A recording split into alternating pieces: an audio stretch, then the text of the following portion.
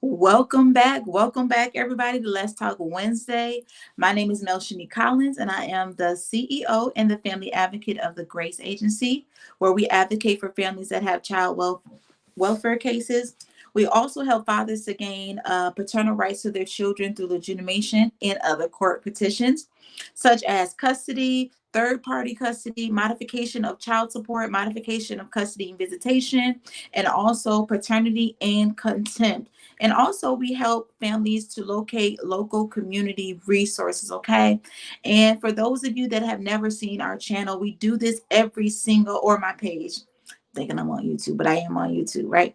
So we thinking that we offer these different services every Wednesday. We allow different businesses, different organizations to get onto the live and share the resources and the services that they have to offer to you all. And the reason why we started doing this, we started in January of this year, and we knew that as I go to different community events on the weekends, I started to realize that, hey, all of these services I've never heard of, and they do these services for free, you all, right? There's no charge. There are a lot of them that even if you don't have like health insurance, they will make a way to get you the services that you need for free, right? So I always felt like, yeah, the community needs to hear about this. These are great resources, these are great organizations, and I knew that the community was in need of services. And also, you all, I'm in so many different community groups, and all I see is we need housing, we need food, we need clothes, we need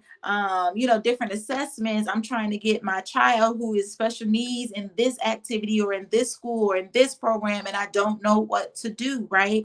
And so I see this all the time, and when I tell you all that there is a great need, there really is a great need. And so I try to do my part on behalf of my agency, just to make sure that we are getting out as many organizations and agencies that can give you all the services that you need, right? We know the typical ones with the big names, but those ones, you all, are either out of funding or it's a wait list when there are families that are in dire need of these services right now. And so my job is to give you different avenues to go about, different organizations to contact, and not just a 1-800 number, right? Or a voicemail that you is never answered, and eventually it gets full and nobody ends up calling you. But my job is to get you connected to somebody that you can actually speak with, right? An email where they actually respond to you. And so that's what we are doing on today.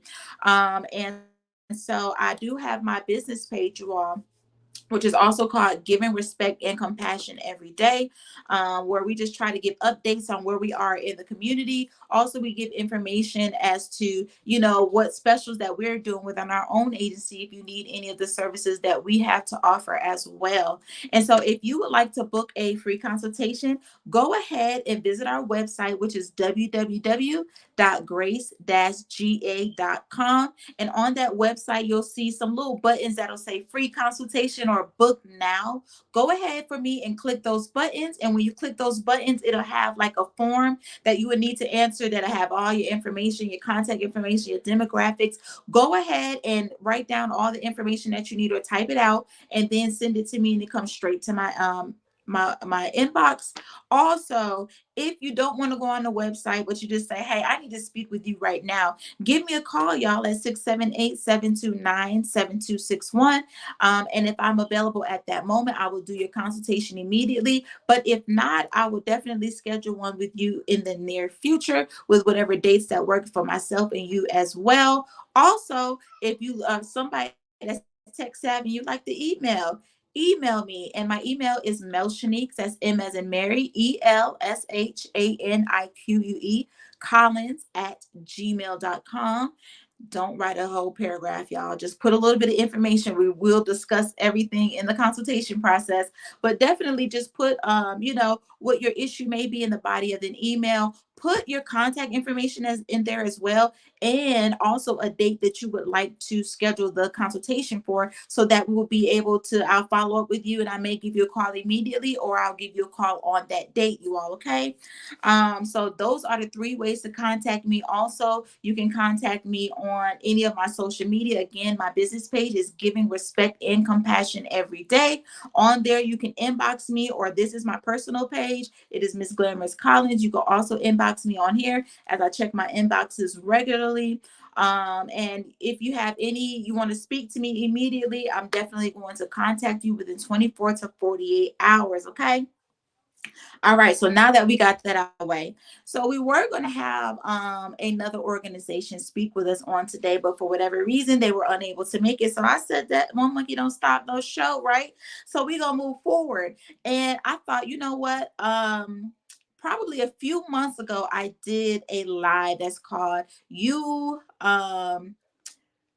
Ask, I Tell, or something of that nature, where I'm giving information on all things advocacy, court petitions, and resources, right? So I said, you know what, let's run that back, because I get so many questions from people that are like, hey, Miss Collins, what do I do if I receive this petition in the mail, or it was served to me? What is the next steps? Or, I just don't want to see my child. What does that look like? I didn't even know that there were two different types of custody, and three ways that I could go about that. And so I'm going to give you all the information on today. And I'm going to start trying to do these more regularly, because I do these different videos every Wednesday.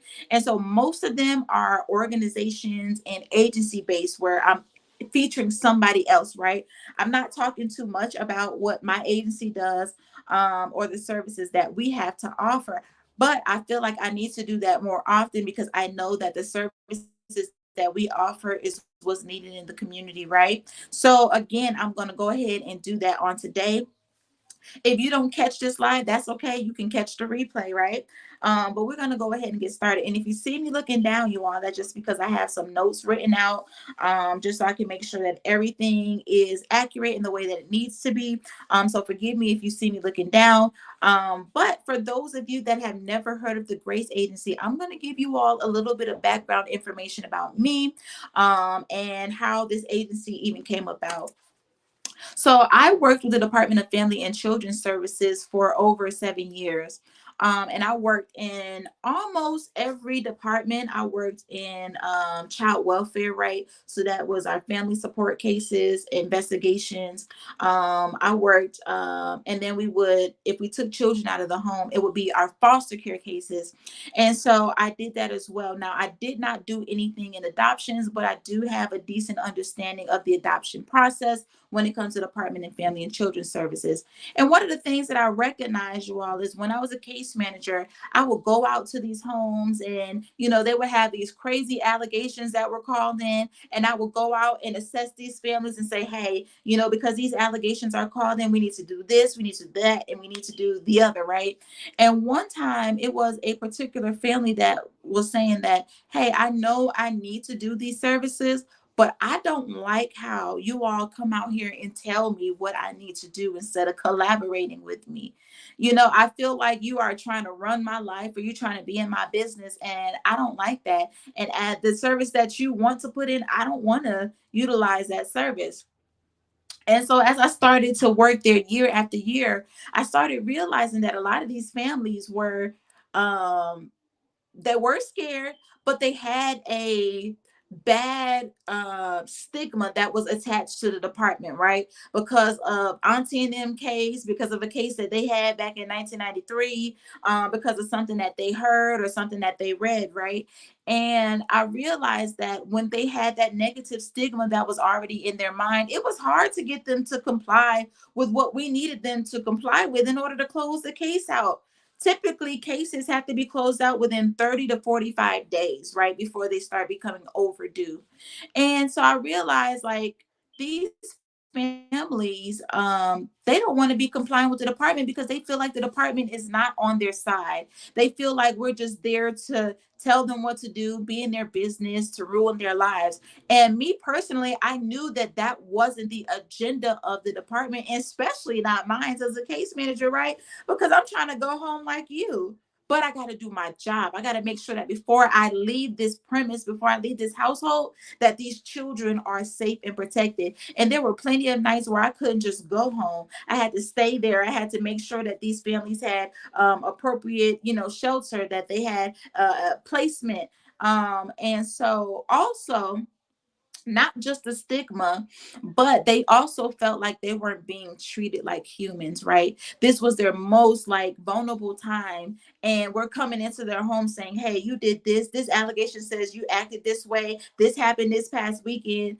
And it would completely turn their lives around because they weren't expecting that the department was going to be called on them. So now they're afraid. They don't know if we come there to take their children or what we came to do. And they also felt like they weren't being respected. They felt like we was just, looking at them a certain type of way, and we didn't understand what they were going through.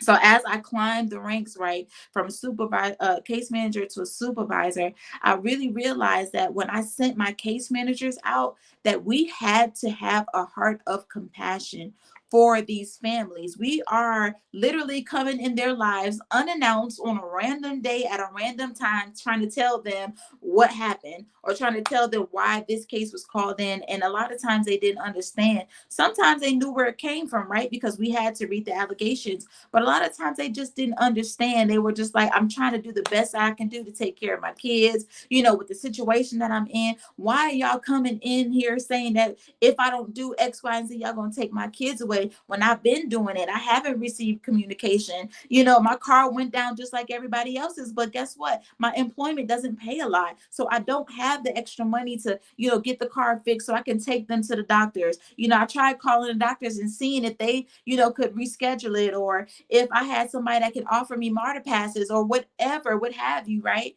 And I started realizing, like, hey, if you don't go out there and have the compassion and the respect for these families the way that you would want somebody to have for you if it was your case, you're not going to get what you need, right? And you're not going to really be able to get through to the families because they're going to feel like, who are you to tell me what to do? Or who are you to put these services in? And a lot of times when I was a case manager, I literally had to do certain things to let them know that I'm a mom just like them, or I'm a human just like them, or I have issues just like them. There will be times when I would have to take my badge off and say, hey, let's just put this in the car. Let's just talk mom to mom, right? Let's just talk woman to woman. There were times when I would have to tell them my own story about my own trauma that happened in my life so that they can see that I'm not just this implant from the agency that's here to just tell on them, right? But that, hey, stuff happens to us all. And so the Holy Spirit gave me the name Grace, and it's giving respect and compassion every day. And so in my agency, that is what I strive to achieve. I want to be able to treat my families with respect and compassion every single time I have an encounter with them. And the reason being is because they're human, right?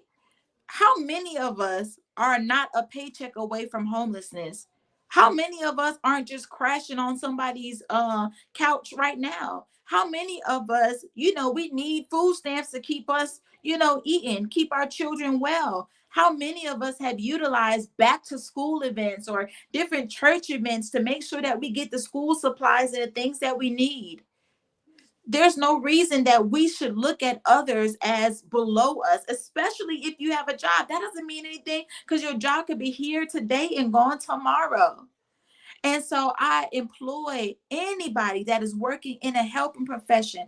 I know that you are tired. I know that you are underworked or overworked. I know that you are underpaid, but you got to show up the best way that you know how for these families because they are looking at you, right? They are looking at the way that you treat them. They are looking at the way that you talk to them. They are looking at the way you show up because that says to them, like, hey, am I a human? Right? Just because I'm going through certain things don't mean you can judge me. Don't mean you can talk down to me. Don't mean you can just shoot me to the back of the line because there's 50 more people that's waiting. Listen, society and what's going on in the world today, there is a great need, okay? And I'm telling you, a great need more so than I've ever seen, where there literally are women and children on the streets, sleeping in tents, needing food, putting pictures of their refrigerator literally on the internet, asking for somebody to bring them something so they can feed their children, where they literally have no transportation to even get to assistance. The need for finances, the need for housing, the need for food is great. And so, how dare I show up to you and act like I have never, been hungry before, like I've never been homeless, like I've always had it together, like I just, got, no, no. When you are operating in the character of Christ or with God's heart, you need to show up how God would. And God is here to meet your need. But you have to be humble. You have to have a spirit of humility. So any helping profession, if you hear me out there, when you are going and you're having these interactions with the family, I know you're tired, right? I know you're overwhelmed. But give these families the best that you can do, because you never know when you yourself might be in a situation one day and you want that same respect. You want that same compassion where you don't want someone to look at you as if you're dirty, or look at you as if, hey, were you taking drugs? Is that why you're now homeless? Or, whatever the situation is, you want somebody to say, hey, I'm here to help. It doesn't matter how you got to this situation. It doesn't matter, what happened in your life. Let me see how I can help you. I'm not here to judge. We have all been in need, right? I don't care one way or the other. I don't care if it was yesterday or 10 years ago. We all have been in need. So it is our job. Even in the word, it says, if you have something to give and somebody comes and asks you for it, you don't say, hey, I'm going to pray for you if they ask for food. You don't say, hey, I got you tomorrow. No, you give them what you have at that moment because the need is so great. I've seen so many people where there's people that's asking for food and people are telling them to call a phone number. I'm at the point now where I'm like, do you have the food or not? If you can't, children are hungry, y'all. Literally. I mean, parents out there that's trying to do the best that they can do, but do you have what they need or not? It's time out to stop judging and stop saying, yeah, that couldn't be me. Or, yeah, when I was in this situation back in 1990, this is what I did. You are. When me and my family was back in that situation, 1999, it was easy for my mom to call a shelter. And they had room and they kept us there. Now today, the shelters are overwhelmed. There is no room. They don't have enough food, enough resources to go around for everyone. So you shouldn't be shocked when you see these families like, I've called this number, I've done this, I've done that, and they don't have enough to help me. It's true.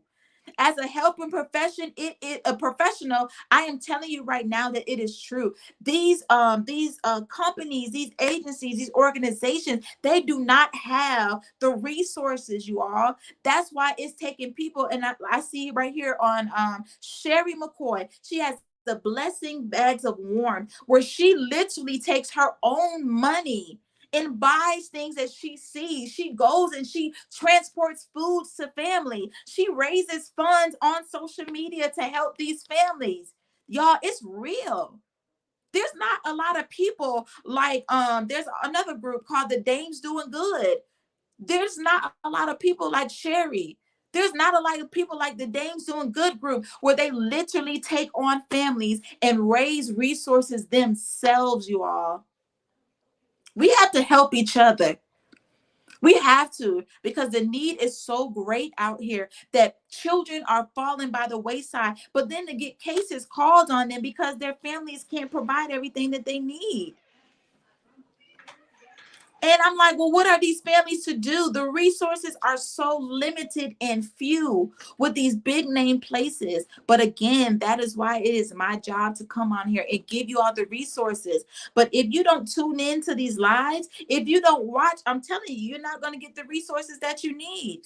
There are people that are waiting to be able to help you for many different things, right? Whether you needed insurance, whether you need transportation, whether you needed somebody that can help you fill out paperwork so that you can get government benefits, there are people that are waiting, but you all have to tune in so that you can get the access to the information to say, hey, you know what? I did see a company called Care Source, right? That can help me with insurance. I did see the Hospital of Fulton DeKalb Housing Authority. I did see, this different resource. I did see Case Club, right? That is a program that helps families that are in grieving stages, right? Where they've lost loved ones. It's so many different resources, you all. And so I just had to go on in that tangent because I had to let y'all know that we have to be there for each other. We've got to give respect and compassion to everybody because you don't know their story. You don't know why they're in the situation that they're in, okay? So be kind. Don't try to come on there and tell them what you did 20 years ago because that doesn't work today, right? You show up with your family homeless, you get a case called on you. And that was more trauma to not only your children, but now yourself. Okay? All right, y'all. So the first one, when I told you all that I advocate for families that have child welfare cases, that is exactly how I came to start doing that for my agency. And I did that because within the system of the department, right, they have the best intentions to try to get you services, to help you, to do everything that they're supposed to do. But like I said, turnover rates are high, case managers are overworked, and everybody isn't always doing the right thing. Everybody doesn't operate with integrity. Everybody doesn't operate with a heart of compassion where they want to help these families, right? So it's not only that these case managers are very few and far between, but everybody isn't operating in integrity, right? And so one of the things that the Holy Spirit let me know is that, hey, these families need a voice outside of the system. These families need a voice that can say, hey, because this is going on, or this is going on, this is not right. Right. There's a family right now where I have not even solidified them yet as a client. But let me tell you, I have seen in certain counties, and I'm not going to mention the county, but I have seen where there are literally parents that have been waiting to get their children back from the system, and their children have not been given back to them. Because when I say the reasons are small, they are small. There was one family where her child had been taken away from her in now 2 years, and she had already completed all of the case plans 6 to 8 months ago, and she couldn't figure out why her children was not being given back to her. When I got involved with the case, I realized that it was something that was so minute. It was something that wasn't even important to her case, and her child was given back to her within a month because there's so much oversight that is going on with the department. Because this is how it works. So your case is only going to be as good as your case manager and supervisor is. The reason why I say that is because the supervisor is waiting for the case manager to tell them what they see when they're out there. If the case manager does not do a thorough, accurate job, once that case manager goes and reports to that supervisor, the supervisor only has the picture that the case manager has painted. And if the case manager, hasn't painted a good picture, then the supervisor is going to make decisions based off of what the case manager is saying. So a case manager in your case is vital. But a supervisor, right, that has hindsight, that can say, you didn't ask that question. That's picking up like, that didn't sound right. Did you do this? Did you do that? Hey, why did we make this decision? Hey, go back out there. I'm telling you, I can have my old case managers vouch for me that I would be like, we're not leaving this house until this has been done. This has been asked. Hey, did you assess this? Hey, did we get these family members? Hey, let's get this information, because we wanted to make sure that while we were out there, we did the best that we could do, right? And so that is how I came to advocating for families that have defects cases, because I want to make sure that my agency is a bridge, right?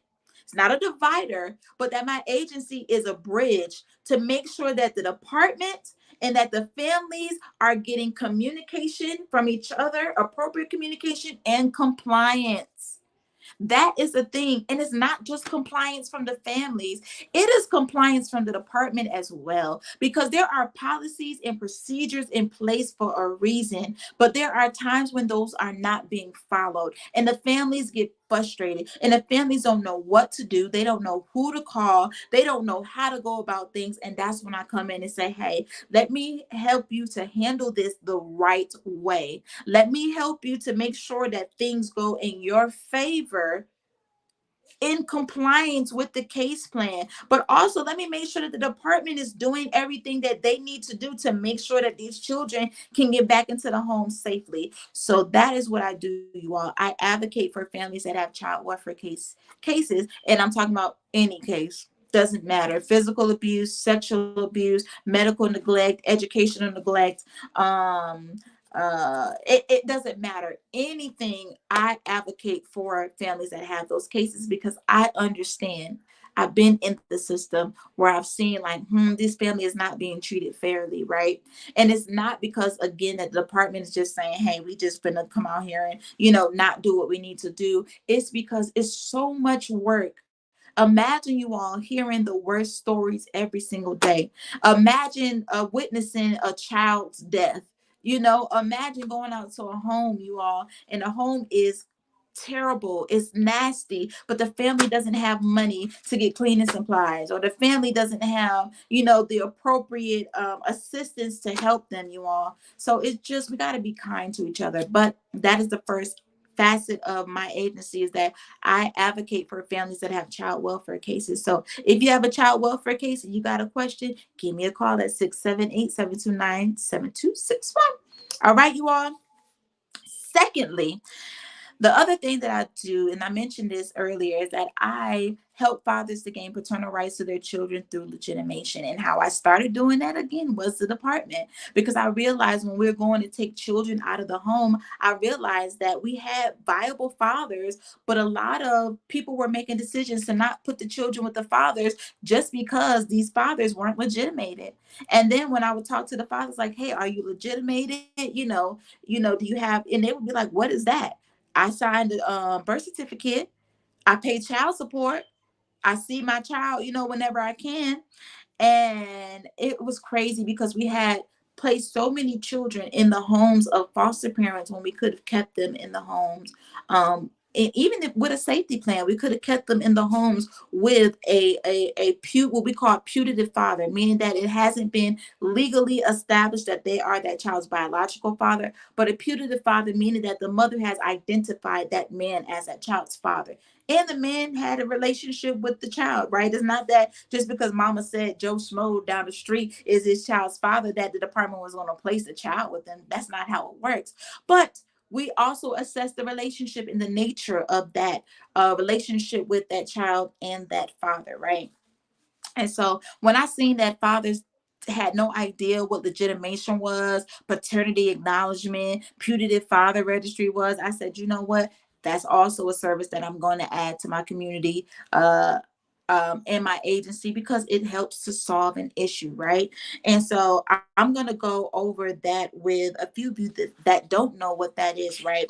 So I'm going to look at my notes. So legitimation, you all, legitimation is the legal act to show that you are that child's biological father and you also want rights to that child. And so how that goes is, the legitimation is you have to gain a legal right to that child through the courts. You have to, if you and the mom were not married when y'all had that child is a child that is born out of wedlock, and that child, you have no right to that child. In the state of Georgia, they do not recognize you as anything. So when it comes to you trying to say, hey, well, I signed the birth certificate, hey, I pay child support, that doesn't mean anything. Child support is just the legal matter of fact, birth certificate is a financial obligation to that child. So whoever signs the birth certificate, you will be financially obligated to pay for that child if the mother files for child support. Okay,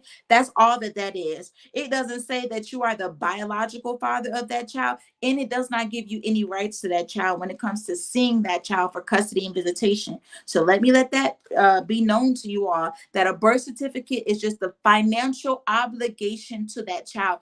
Even if the biological child did not sign it, but mom's boyfriend at the time signed it, he will be financially obligated to pay for that child. Okay? So that is what the birth certificate is. Legitimation, again, is that is a legal act that you have to do with the courts to show that you also are the biological father of the child and you want rights to that child, right? So in the legitimation, what they'll do is they'll do a DNA or a paternity test to make sure that you are that child's biological father. And then the courts will determine if you get rights to that child, meaning that, hey, the courts have saw you and identified you as this child's biological father, and now we are going to give you rights. Meaning that we're going to give you rights where you can file for a type of custody that you want, or you can file for visitation. And visitation basically is just seeing the child if you want to see the child every other weekend, or if you want to get the child doing spring break or holidays or anything like that. That is what visitation is for, you all. Okay. Now, in some counties, they do legitimation, custody, and visitation together in one petition. In other counties, no. You have to get granted legitimation first from the judge, and then you go back and file another petition for custody and visitation of that particular child. Can you do, if you got 5 baby mamas, can you do all of your petitions on the same one, all your children on the same petition? No, you cannot. You cannot, okay? They have to be separate petitions.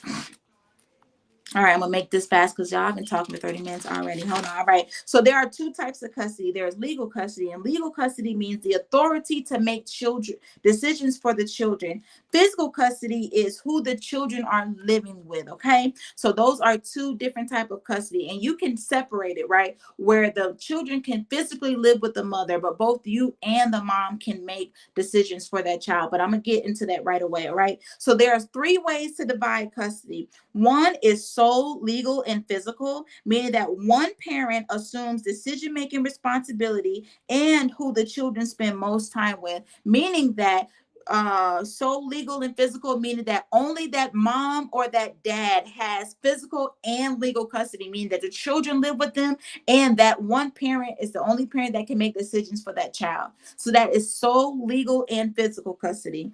The second one is shared legal and sole physical. And that means that both parents make decisions, but the child spends most of their time with one parent. Okay.